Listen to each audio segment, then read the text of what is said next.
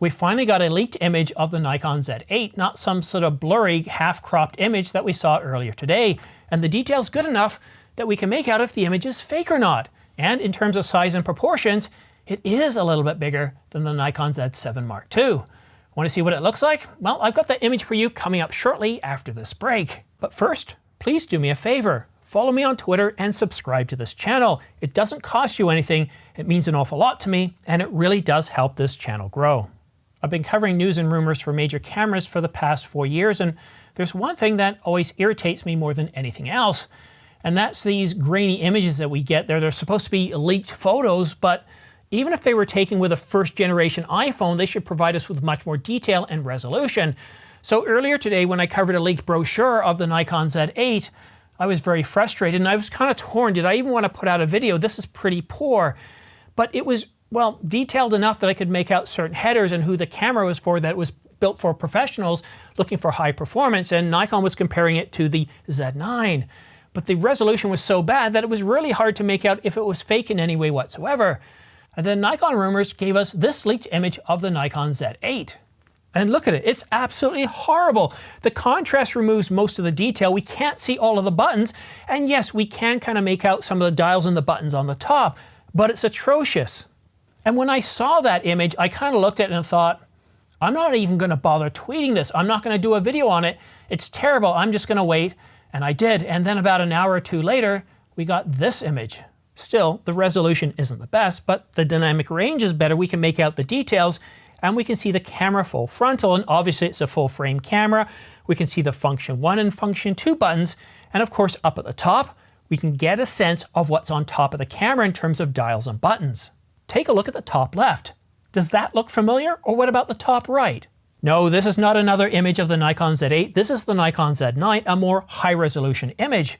And those buttons look identical to what we see on the Nikon Z8. The on-off button, the ISO button, the record button, everything on that side looks identical to what we're seeing on the Z8. And then on the right side, actually, you know what? Maybe this image will help a little better.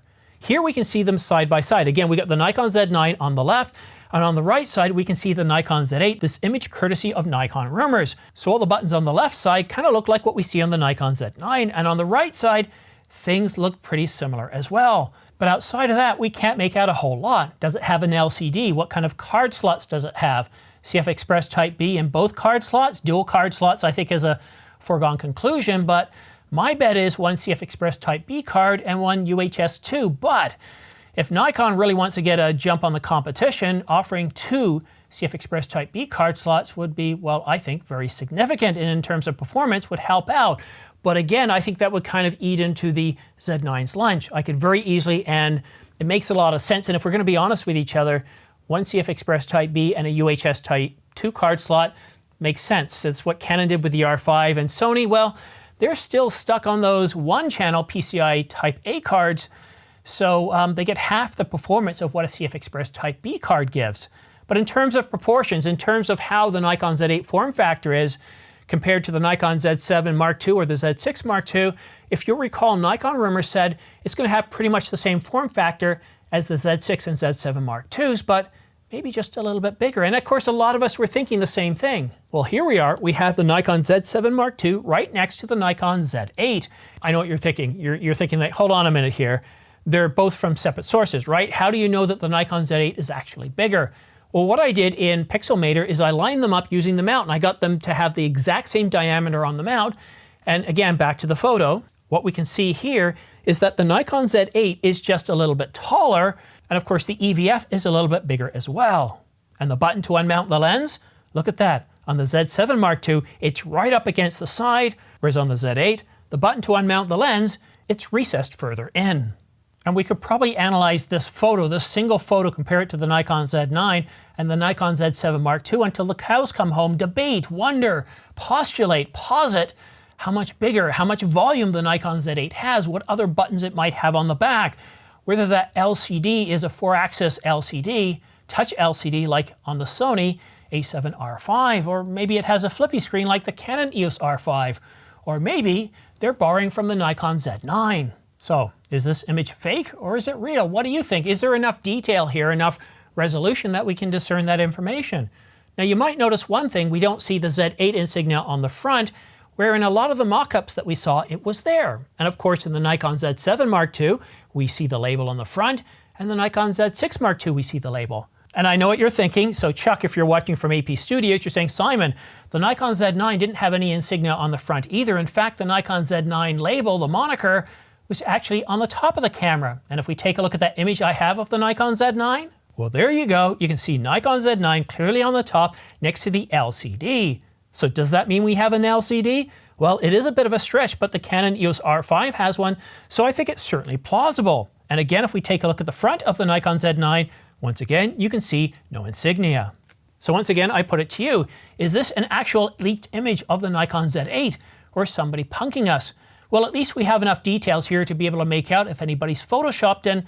For me, with my eyes, and they're not the best, it doesn't look like there's any sort of, well, funny shenanigans going on, but let me know if you've got really good eyesight. Take a close look. I'm going to zoom in so you can really see as much detail as you can with this low resolution image.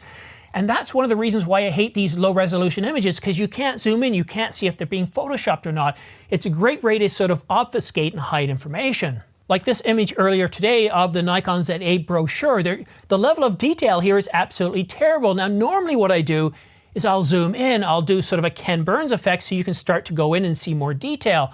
But here, the resolution is so bad that if I try to zoom in, as I'm doing right here, you can see there's absolutely no detail there. I can't even use any sort of AI to try to pull information out. They're pretty well, all the information there is in the titles and the headers. It's just absolutely terrible. This is my second video today, and somehow I don't get the sense that I'm done quite yet. I wouldn't be surprised if some sort of leaked specifications will come out a little later on today. You see, that's kind of the next thing we expect. We've already got a leaked photo, but normally we get some sort of leaked specifications from some sort of spec sheet.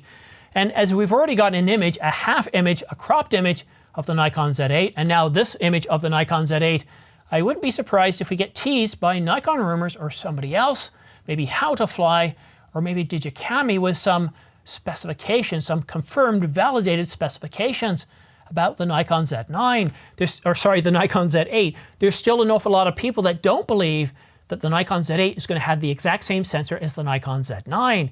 Now, for a lot of people, that means we're only getting 45.7 megapixels, and that to some is a no-no. Well, maybe we'll have two versions, a 45.7 megapixel version and a 61 megapixel version.